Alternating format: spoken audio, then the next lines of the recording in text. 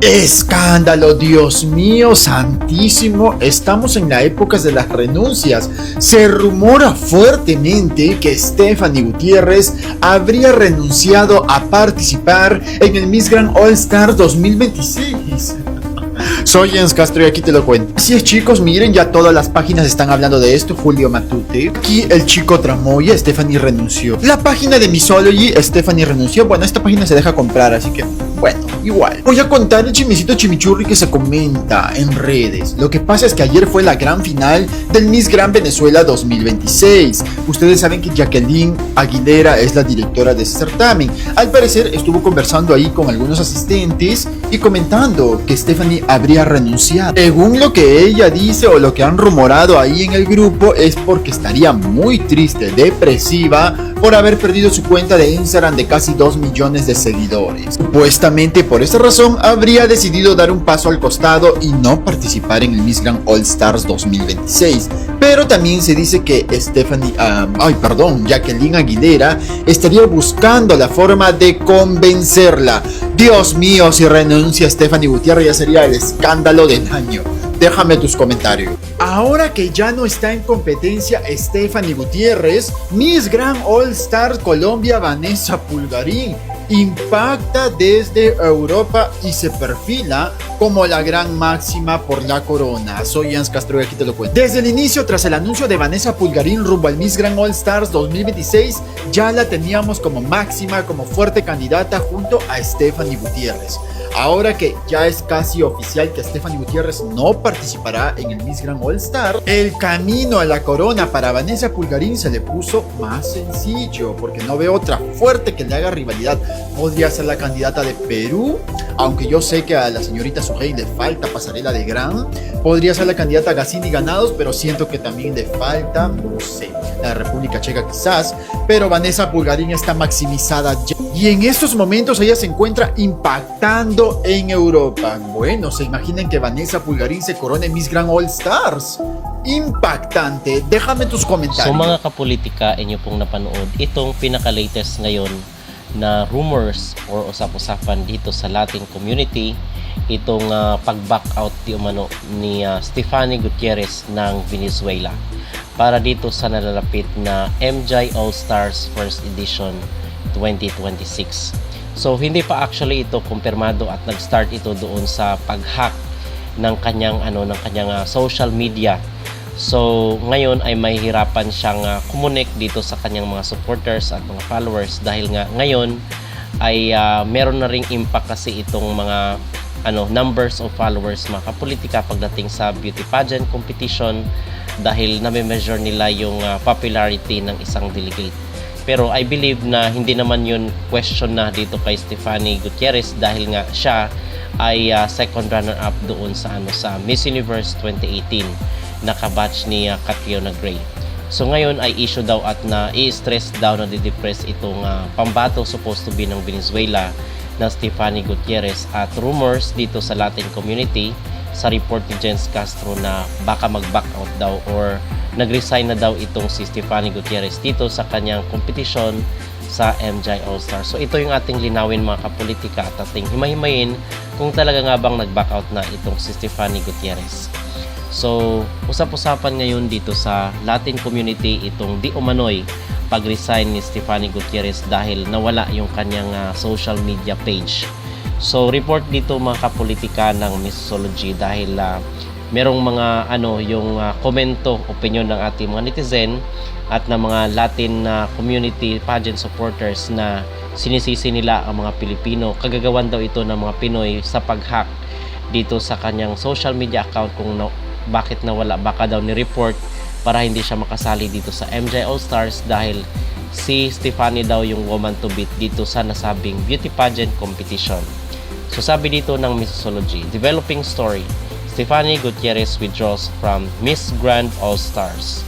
A major rumor circulating last night through the halls of the Chacao Cultural Center suggests that Miss Universe Venezuela 2017 and Miss Universe 2018 second runner-up Stephanie Gutierrez has decided to withdraw from the Miss Grand International MJ All Stars competition. Gutierrez was considered a top favorite for the crown in the upcoming event, scheduled to take place in Bangkok from May 16 to May 30.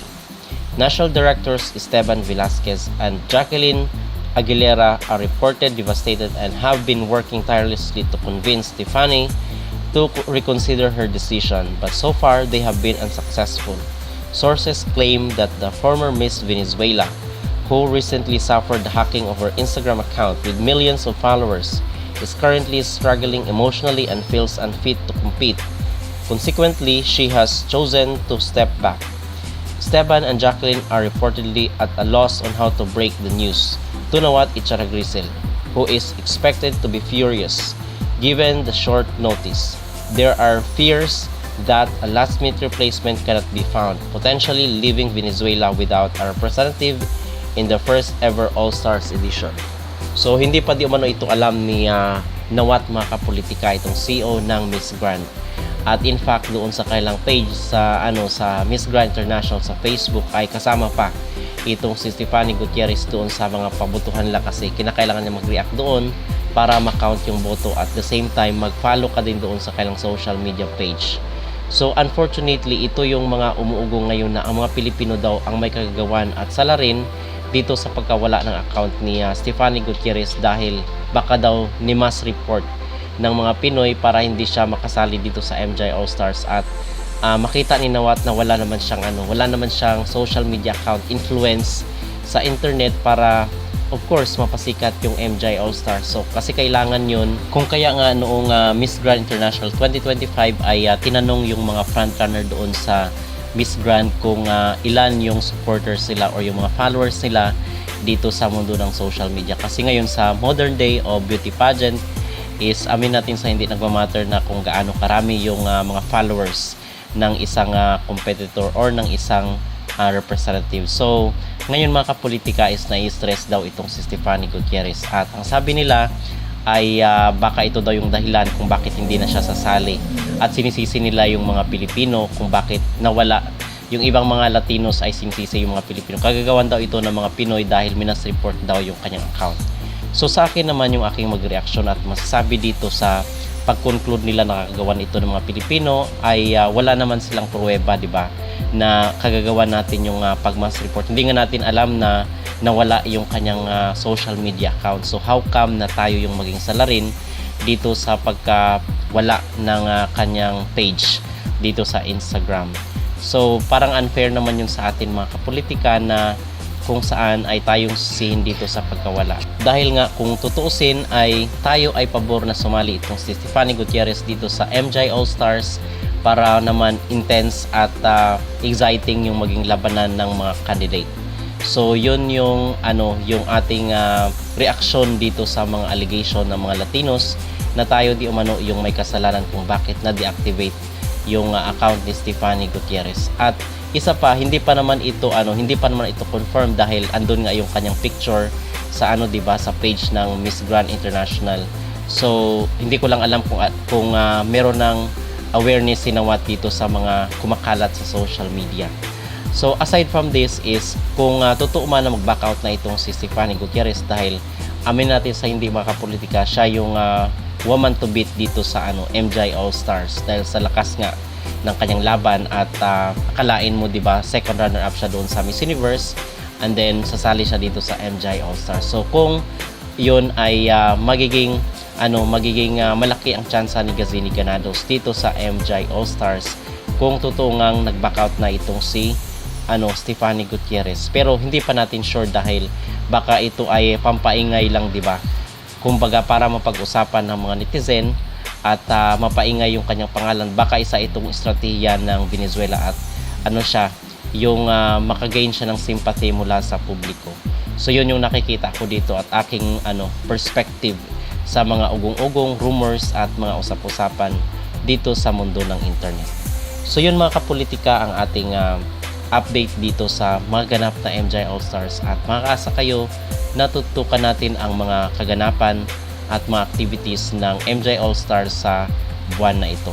So mag-start na po ito sa May 15 until May 30. Ano po ang inyong mag-reaction dito mga kapolitika sa di umano'y pagkawala ng social media page ni Stephanie Gutierrez, at sinisisi daw tayo daw ang may kasalanan sa pagka-deactivate ng kanyang social media account. Mag-comment down below at huwag kalimutang mag-like at mag-subscribe na rin kayo para updated kayo sa ating mga latest issue. Gumawa ng sarili kong choker. Ganyan siya.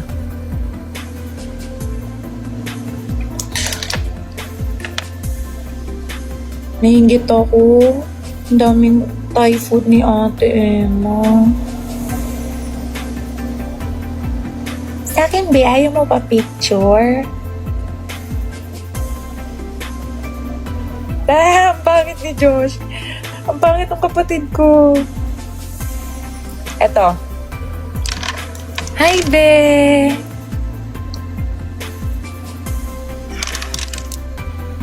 Hulaan nyo kung ano kinanta ko dyan. Hulaan nyo. Sige, go. I'll give you 5 seconds.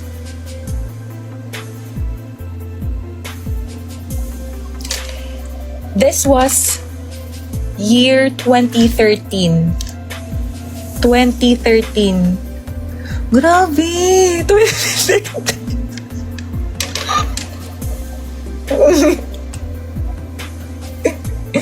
Kasi mami ang hairstylist ko niyan. Yan yung favorite niyang hairstyle na ginagawa sa akin.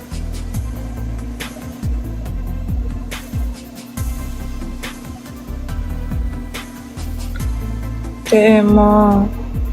Miss ka na namin. Hi! Ang gaganda ng Thai. Swaymak. Yeah, swaymak. Kala mo na narinig ka namin. Ka namin narinig. In fairness, they are all beautiful. March 27 din ngayon. Ha? Bakit? Ano ibig sabihin ng March 27? Anong nangyayari? Ano yun? Bakit? Ano yun? Ano meron sa March 27?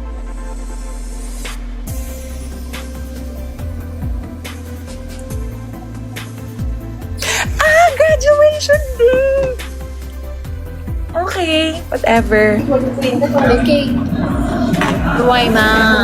Who? BM Farm kaya. เอ็มมาเลยมากต้องขอตังค์หน่อย What that? You guys cute. everyone they will dance Emma. Parang magkakaboses sila, no? Nila Emma Be. Ni Emma Be. Emma Be. Nila Bel.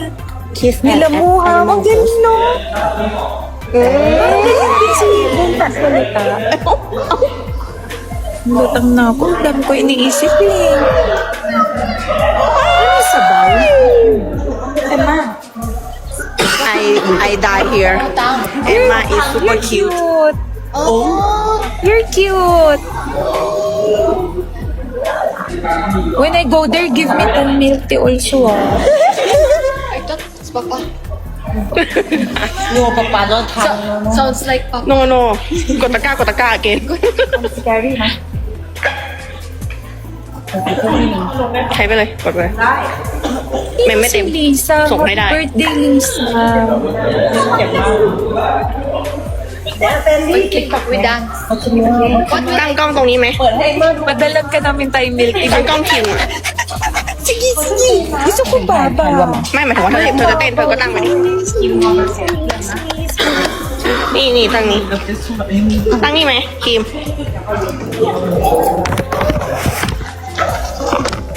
Where is Emma?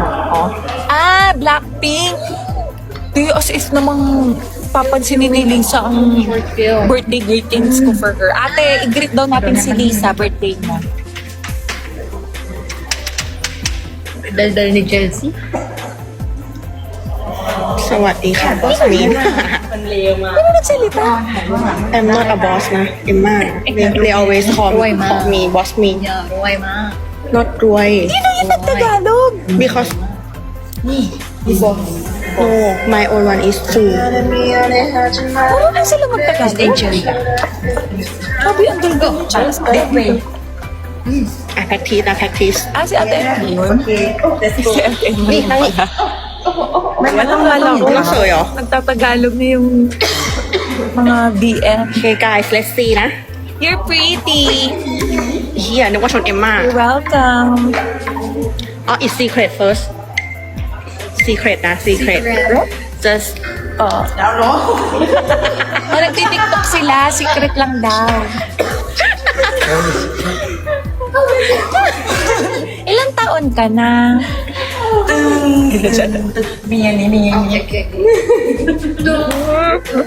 Yes. Baliw na ako. Secret. Baliw na kasi account ko. Napalo ako sa TikTok. Hati Mash. Kayo na lang magkwentuhan. Hayaan mo yun sa ate Very Emma. good at dance. Galing Oh siya. my God. She practiced only like 1 minute. Ha? Now she can dance. Magaling, God. magaling siya. Tên parang sửa mình. Oh my God, Emma. Pasilip konti. Sorry.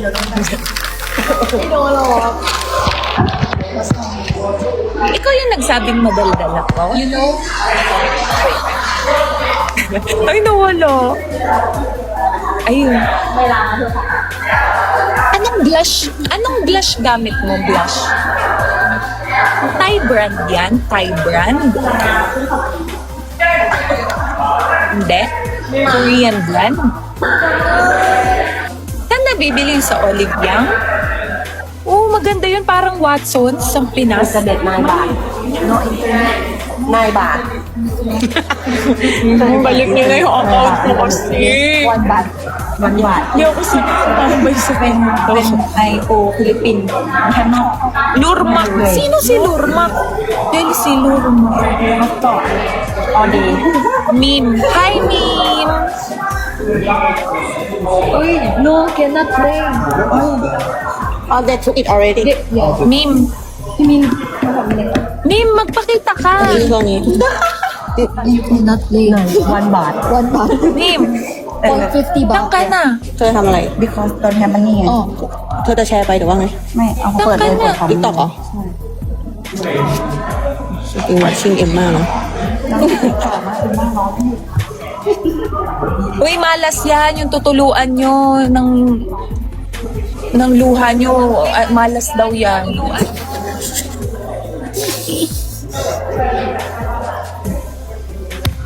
Tilip lang. Huwag tutuluan ng luha.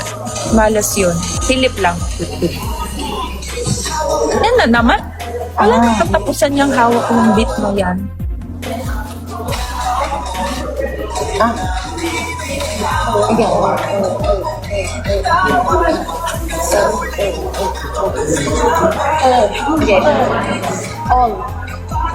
So I can dance Tinuruan kita bagong sayaw.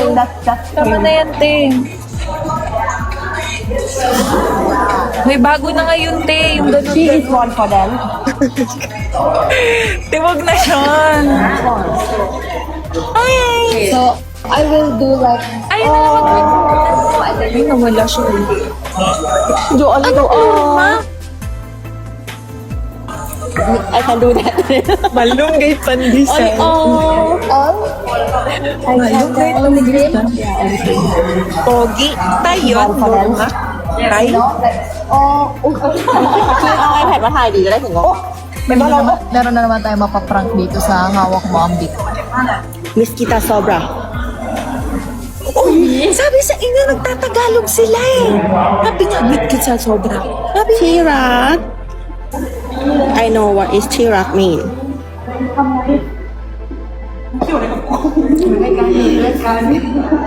magpakita ka na, Mim. May tatanong ako sa'yo. Dito ka muna. Okay, ready? Huwag na si Ate Emma, ikaw na lang. May tatanong ako. Ready? Min. Min? Min! Min, talk to me, Min. Ano ka rin? Ba't nagtatawag-tawag ka? Alam nyo, itong live na to parang DC namin. Nakakainis. By the way, we have Discord, guys, if you wanna be part of our own family. Ganun. Say my hand Oh no, only me You will do it with the We do the real thing. This is not prank anymore. Okay. Ani, real. Tay, may turo ko sa inyo.